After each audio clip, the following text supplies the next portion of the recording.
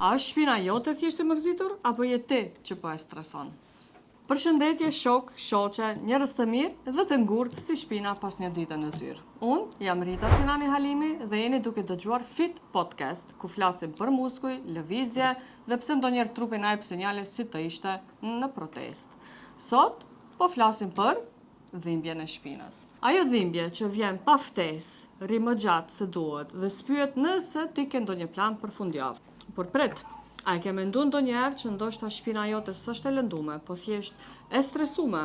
Sot do të flasim për lidhjen që ka truni me dhimbjen dhe pse ndonjëherë ajo që të dhem s'është vendi, por është mendja.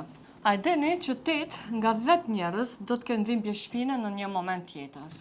Po, nëse po e dëgjon këtë me një shishe në ujë, në shpinë apo je i mbështetur me jastik, nuk je vetë. Por dhimbja e shpinës nuk është gjithmonë nga ndonjë incident dramatik.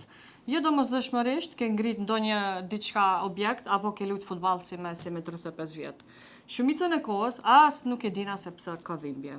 Edhe kur shkojmë te doktori, i bëjmë rezonancat, i bëjmë incizimet, e ku me di çka dhe del që gjithçka është në rregull. Ti ke dhimbje, por aparatat thonë jo, ti je në top form. Tu lind pyetja, pse po dhem kur s'ka kur gjë? Dhe këtu hyn loj truri.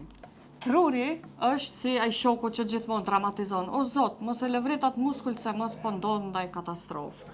Po, truri vendos vetë kur me na dhimbë diçka. Ai analizon, kemi stres, jemi tu friksu diçka, apo ka ndonjë kujtim të vjetër nga dhimbja e mëparshme. Dhe pastaj e ngren alarmin.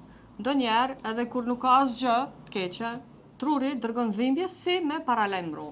Dhe dhimbja nuk është reale, nuk është në mendjen tënde, por është nga mendja jote. Ka raste kur njerëzit ndjejnë dhimbje edhe në gjymtyr që nuk i kanë më.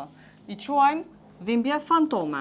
Imagjino çfarë fuqie ka truri me kriju dhimbje aty ku s'ka trup. Kjo është shembull ekstrem, por tek ne ndodh në mënyrë pak më të butë. S'ke lëndim, por shpina dhem, sepse je i lodhur, je i stresuar, je i mërzitur, ke fjet keq ose je i friksuar nga vetë dhimbja që të është paraqit. E kemi një term për këtë që thotë central sensitization, që në përkthim të lirë apo me kuptu pak më thjesht thotë truri është bërë si një sirenë alarmi që ndizet për gjithë çka. Lëviz pak, dhimbje.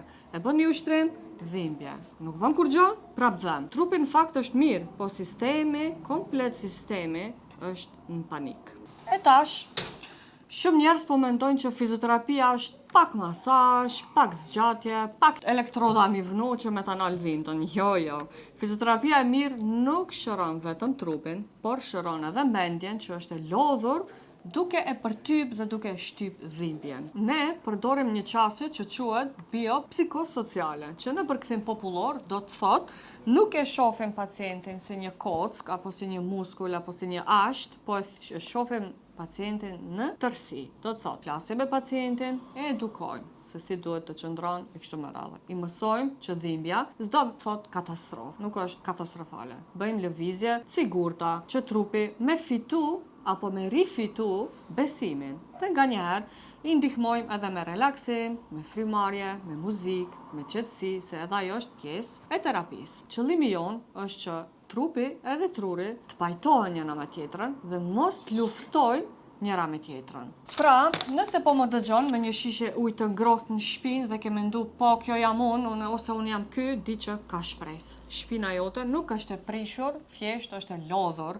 nga alarmet false që truri i ka ndezë. Ti ke nevojë për lëvizje, për edukim dhe për pak qetësi në mendje, jo domosdoshmërisht për më shumë incizime, më shumë frikë. Para se ta përmbyllim emisionin, shumë shpesh në Instagramin ton na adreson pyetje të shpeshta për dhimbjet e shpinës. Një ndër më të shpeshtat është se ne kemi bërë gjithçka, por ende kemi dhimbje. Nëse keni dhimbje të vazhdueshme të shpinës dhe asgjë nuk ju ka ndihmuar deri tani, mendimi im është mos u dorëzoni dhe mos hiqni dorë. Fizioterapia ka mënyra shumë të reja, shumë moderne për ta trajtuar problemin dhe nuk është thjesht masazh. Nuk është thjesht një zgjatje që e bëjmë, mirë po e shohim pacientin apo njeriu në tërësi dhe të shohim se për çka ka ardhur problemi që e keni ju.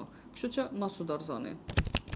Faleminderit që qëndruat me mua në këtë epizod të Fit Podcast. Nëse të ka ndihmuar mendjen ose të ka bërë me qesh ndaj me shokët ose me ndonjë që ka shpinën në grev urie. Deri në episodin tjetër, kujdesuni për veten. Lëvizni dhe mos harroni.